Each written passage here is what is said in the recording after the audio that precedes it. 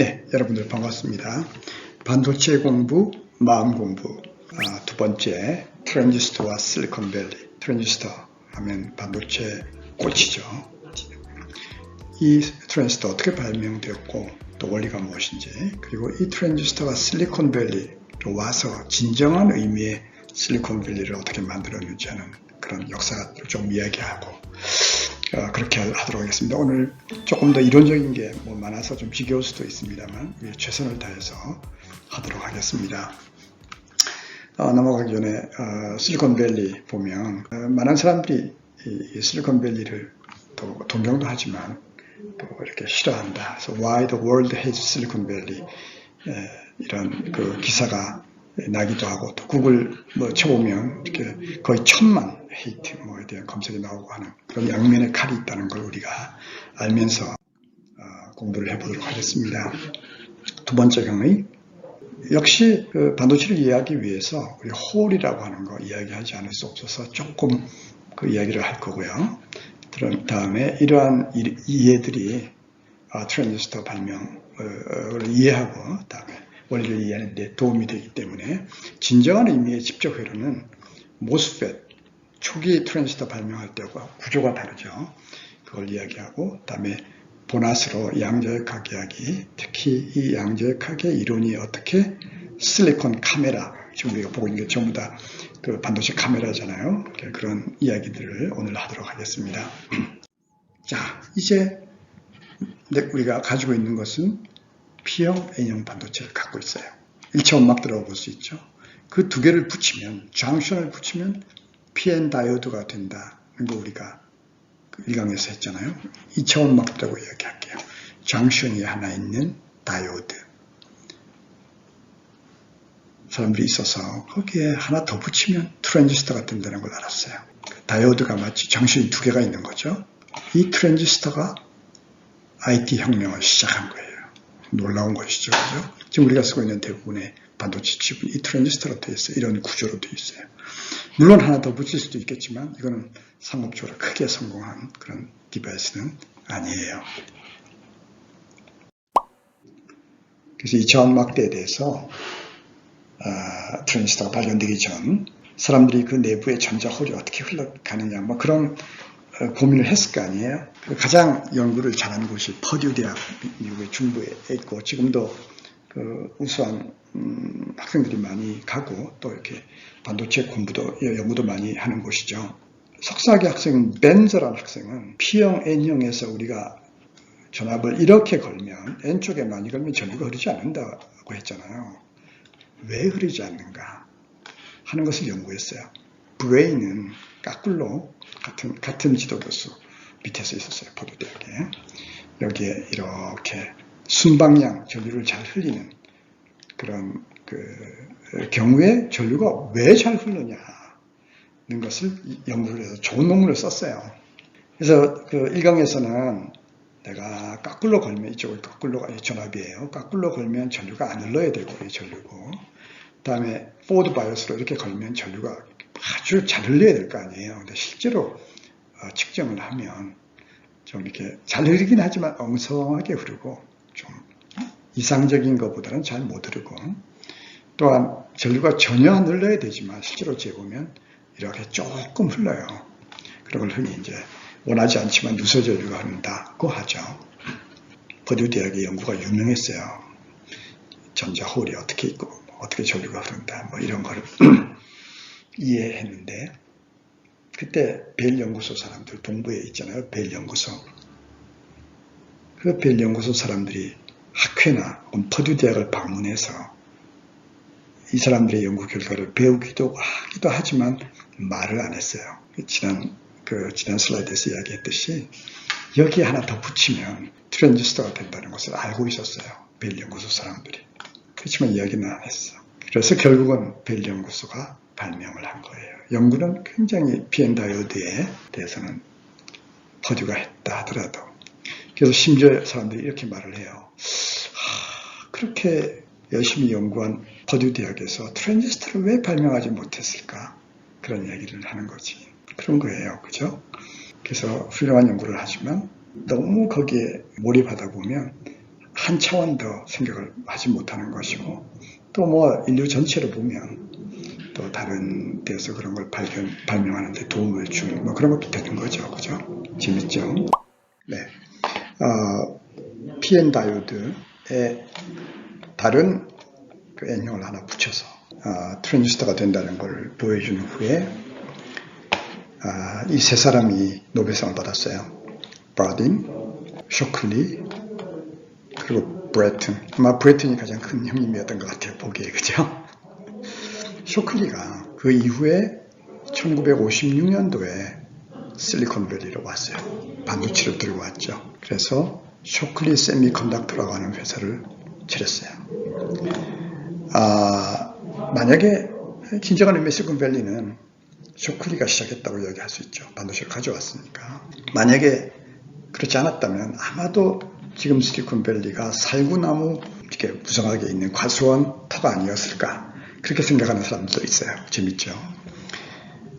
그런데 그 당시에 쇼클리 세미컨덕터에 우선 그 젊은 사람들이 얼마나 많이 왔겠어요. 반도체 처음 시작하는 거니까. 그러나 1년 후에 다 떠나버렸어요. 뭐 거의 전부가.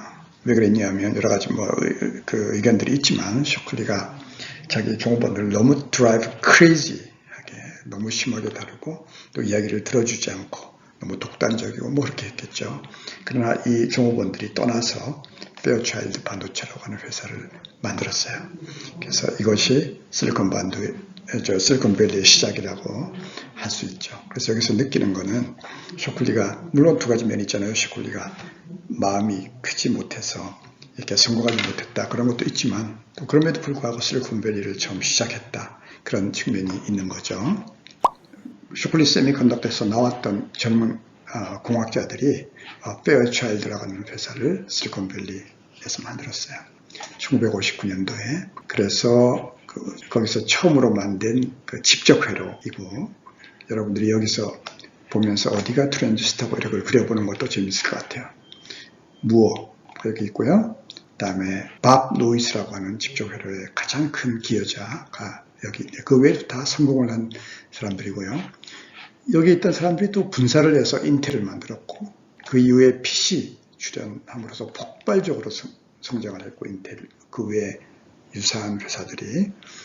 다음에 메모리는 일본을 거쳐서 한국으로 와서 3마이크론 시대, 1마이크론 시대, 100나노, 10나노 이런 시대를 거치면서 반도체를 이끌어 왔습니다. 지금까지 트랜지스터의 발명 이야기를 이렇게 했어요. 마쳤어요. 그러나 또 여기 우리 듣는 많은 사람들이 그 내부에 일어나는 어떤 그 원리 같은 것을 알고 싶잖아요. 또 인류가 물론 당연히 그렇게 이해하려고 노력을 했고요. 그걸 이야기할게요. 반도체, 전자, 홀. 80년 전에 젊은 과학자들이 수없이 노력했던 거를 우리가 10분 만에, 15분 정도 커버할 거예요. 그 전에는, 반도체가 나오기 전에는 오직 전자라고 하는 것 때문에 전류를 흘린다, 그렇게 이해했어요. 그런데 반도체에서만 홀이라고 하는, 전자 외에도 구멍, 홀이라고 하는 것이 존재한다.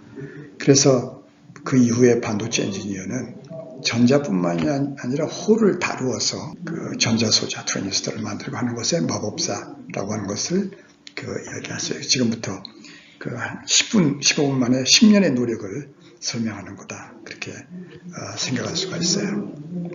자, 우리가 실리콘, N형 반도체, P형 반도체가 있어요. 도핑을 하지 않는 순수한 실리콘인 경우에 우리가 제1강에서 실리콘을 이렇게 규칙적으로 웨이퍼같이 실리콘의 웨이퍼가 되잖아요. 핵이 쭉 이렇게 있고, 실리콘은 14번 그 원자 번호니까 전자가 14개가 돌아요. 안에 2개가 돌고 그 다음에 8개가 여기 차요. 거기에 대해서 우리 관심이 없다고 그랬잖아요. 왜냐하면 안에 너무 이게 구속되어 있기 때문에 아무 의미가 없죠. 그러나 바깥 전자, 가전자는 여기를 채우고 있다는 거 우리가 이야기했어요. 1강에서. 다음에 위는 또 비어있죠. 여기까지 차 있죠. 여기를 우리가 자세히 보면 이렇게 그릴 수가 있어요.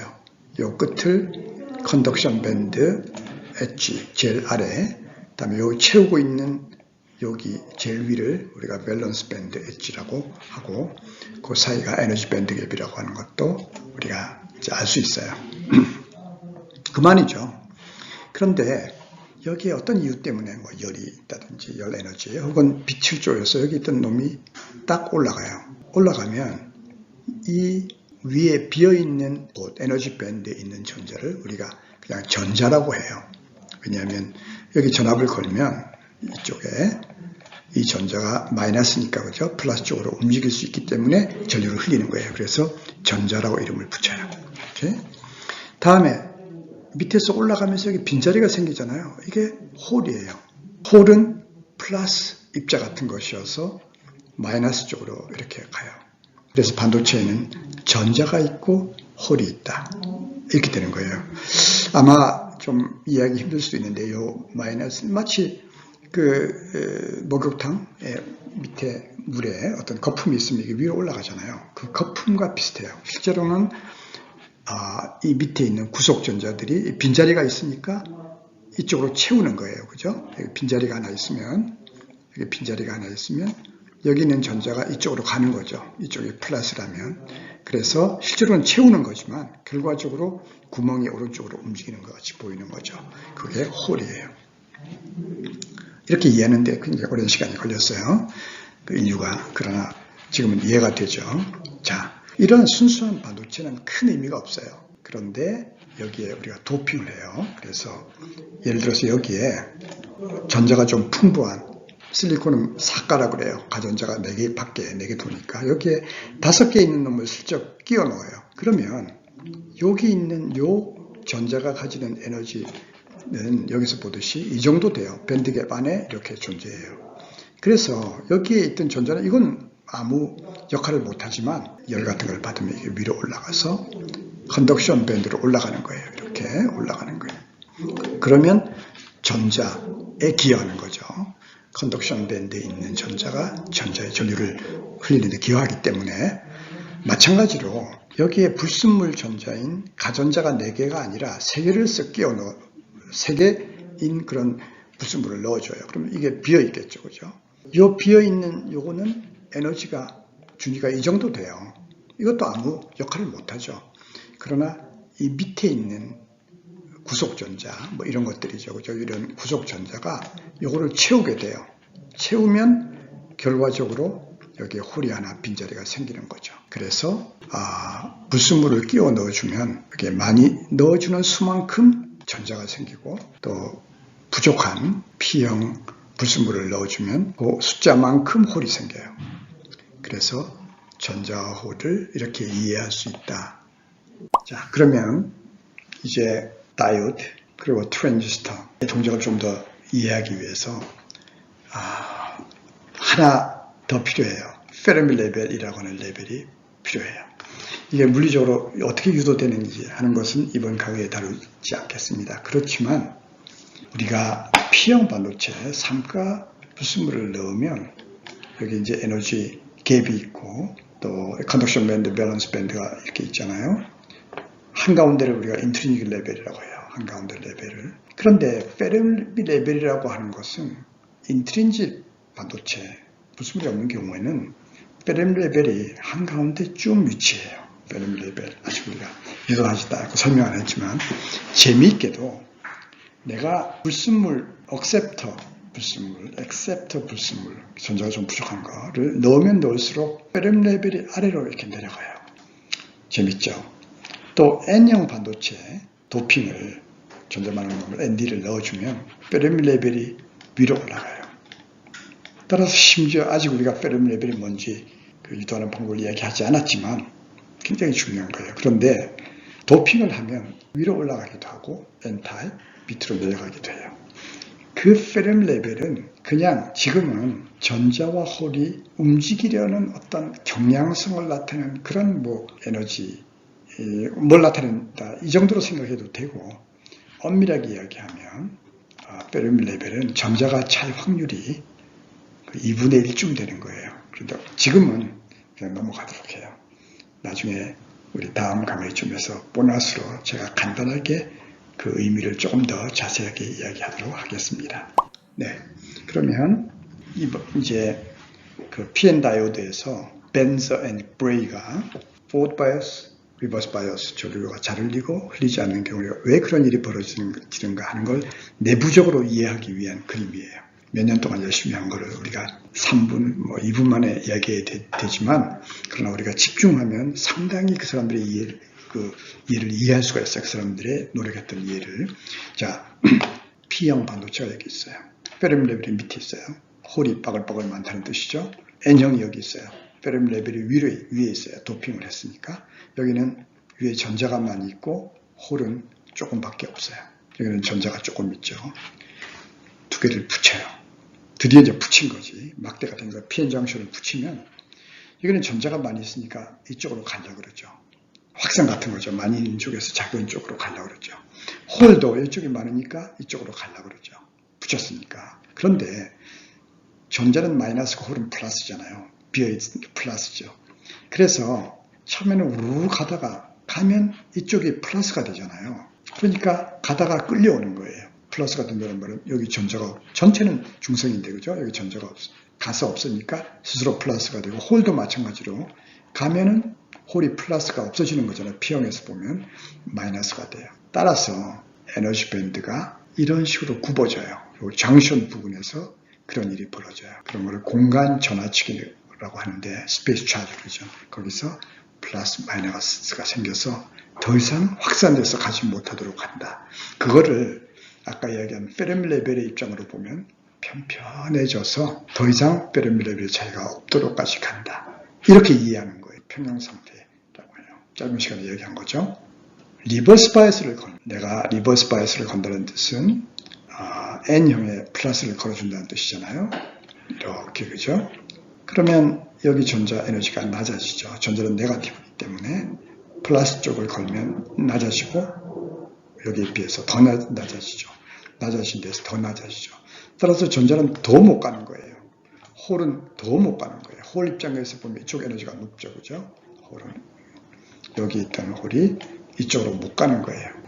그래서 리버스 바이어스에서는 전류를 흘리지 않는구나. 그렇게 이해하는 거예요. 또 포워드 바이어스를 걸면 아까 그 에너지 배리어 전자가 못 가게 하는 거를 좀 줄여주잖아요. 이쪽을 플러스로 걸었기 때문에 포워드 바이어스를 건 거지, 그지? 그래서 전자가 에너지 레벨이 낮아졌기 때문에 아까보다는 더 잘 가는 거예요. 이때보다는. 홀도 마찬가지로 쉽게 가는 거예요. 그래서 전류가 잘 흐르는구나. 이렇게 이해를 한 거예요. 그래서 짧은 시간이지만 브레이 그리고 벤즈가 이해했던 포디 대학원생이 했던 거를 짧게 설명을 했어요. 실제로는 NP 다이오드의 한쪽을 도핑을 많이 해줘요. 그래서 도핑을 많이 해주면 N 플러스 여기는 전자가 많고 홀이 작겠죠, 그죠? 또 P형 반도체 도핑을 좀 작게 해줘요. 그러면 홀이 많고 전자가 작겠죠. 그러나 이쪽의 전자가 훨씬 크죠. 도핑을 많이 했으니까. 모두 그렇게 만들어요. 그래서 비대칭적으로 만들어요. 그래서 포워드 바이어스를 가하면 여기에 전자가 워낙 처음에 많기 때문에 조금 더 복잡하게 설명을 물론 해야 되지만 포워드 바이어스를 가하면 넘어가서 이쪽으로 넘어가는 전자가 훨씬 더 많아요. 여기에서 이쪽으로 넘어가는 홀보다 물론 전류는 넘어가는 전자와 넘어가는 홀의 합이지만 그래서 비대칭적으로 만들어주는 것이 매우 중요해요. 이렇게 도핑을 조정해서 더 많이 더 작게 함으로써 전자와 홀의 어떤 전류 성분을 조정하는 것. 그게 공학자의 진짜 실력이에요.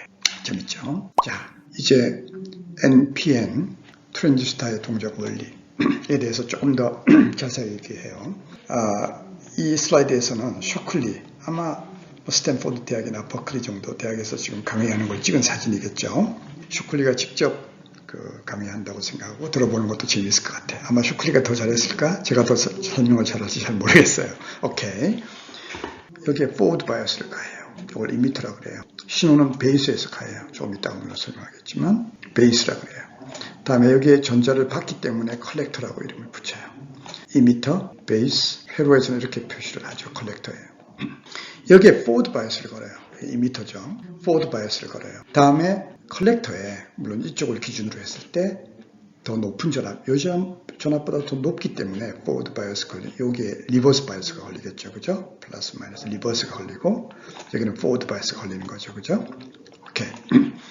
포워드 바이어스를 걸잖아요. 거니까 근데 아까도 이야기했듯이 여기 도핑을 더 크게 해줘요. 포워드 바이어스를 거니까 전자 홀이 이렇게 들어가겠죠, 그죠? 다음에 전자가 이쪽에서 일로 들어가는 거죠. 도핑을 비대칭으로 했기 때문에 이쪽으로 가는 전자가 훨씬 많아요. 이 홀보다. 그래서 이 전자가 이제 드디어 P로 가서 여기 뭐 홀이 많으니까 잘못하면 잡혀 먹을 수 있잖아. 근데 이걸 짧게 만들어요. 이거 베이스를 짧게 만들어요. 그러면 이 전자가 무사히 여기 도착을 해요. 도착하면 여기에 큰 전압이 걸려있기 때문에 플러스로 걸려있기 때문에 이 전자가 전부 다 이쪽으로 가요. 그래서 컬렉터 전류가 되는 거예요. 전자가 이렇게 갔으니까 전자는 마이너스니까 전류는 이렇게 흐르겠죠. 그죠? 컬렉터 전류라고 그래요. 컬렉터 전류. 오케이. 이게 신호예요.